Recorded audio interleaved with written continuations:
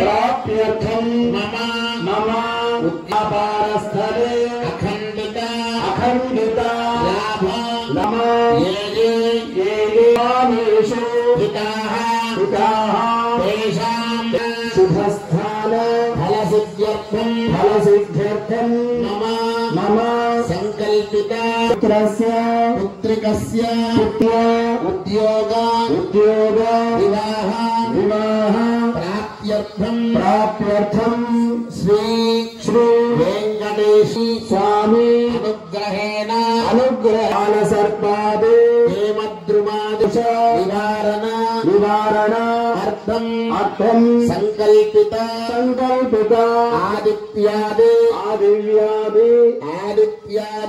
नवग्रौरी महागौरी पूजा सहित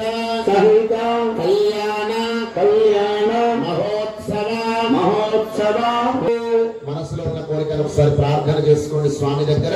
మగవారి చేయి పైన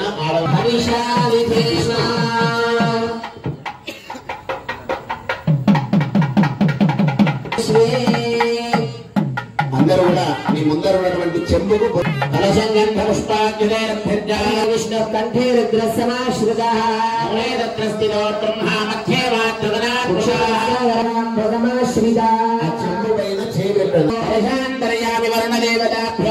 చెంపులో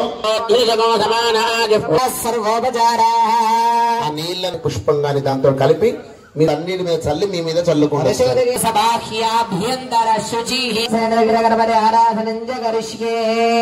అక్షతలు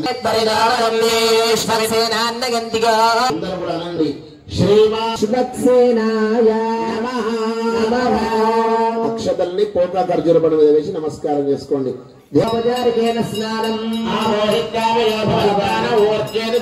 ఆకుతోటి నీళ్లు చల్లండి. పోకా ఖర్జూర పండు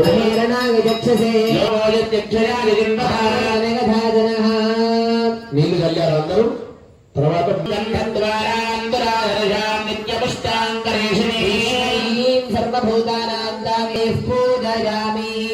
ఒక పుష్పాన్ని పెట్టండి అక్కడ.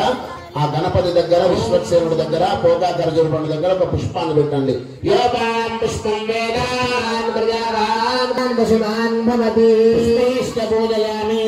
అక్షతలు తీసుకోండి.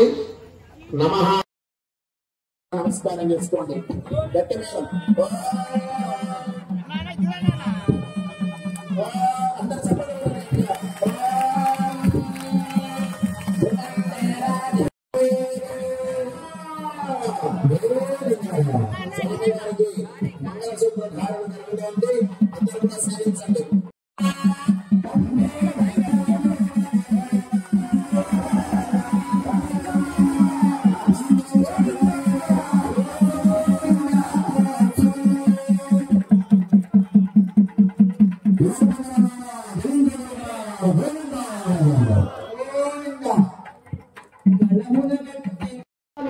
అలాగే మన జీవన సరళి అంతా కూడా ఆ పాడితే హల్యగా మారినటువంటి ఆ పాదం మనందరికీ ఇదిగో ఇక్కడ పాద ప్రక్షాళన జరుగుతూ ఉంది.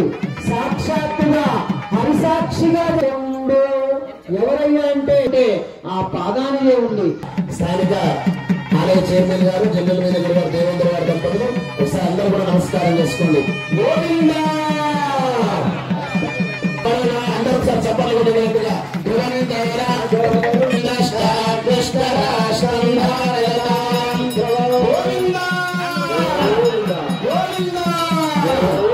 ఒక ఫలాన్ని ఒక పండు చేతిలో మగవారు తీర్థం పోస్తూ ఉంటారు. ఇక్కడ కన్యాదానం చేస్తూ ఉంటారు. ఆ కన్యాదానాన్ని అందరూ కూడా సేవించవలసిందిగా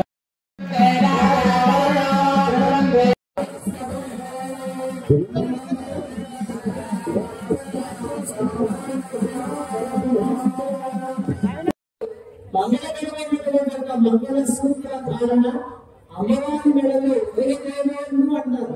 శ్రీదేవి భూదేవి ఈవేళ మీరు ఇంకా ప్రత్యేకత లేకపోతే ఎంటెక్ అయిపోయాడు. మా పిల్లలు సాఫ్ట్వేర్. ఎంబీబీఎస్ అంటే ఏం కాదు.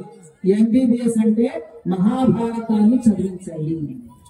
ఎందుకంటే మీరు విషయాన్ని తీసుకున్న నేను ఇక్కడ సర్వమానుగా మానవుడిగా ఉంటాను అని తాను చెప్పింది కాబట్టి మనం ఇక్కడ ఆ అమ్మగారు అంత పవిత్రమైనటువంటి మంగళ సూచనాన్ని అని ఆ అమ్మగారి మెడలో శ్రీదేవి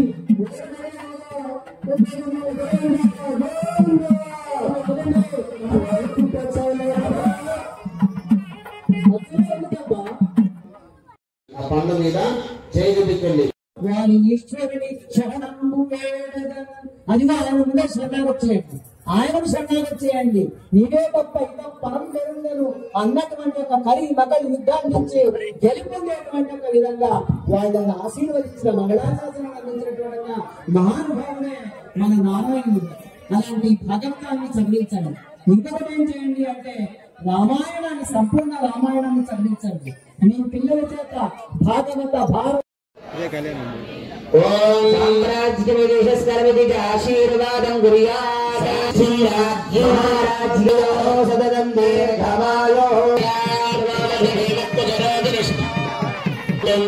మనందరం కూడా సేవించండి. అందరూ కూడా స్వామికి మనందరి తరపున పాద ప్రక్షాళన చేస్తున్నారు. అర్చక స్వాముల ద్వారా ఈ పాద ప్రక్షాళన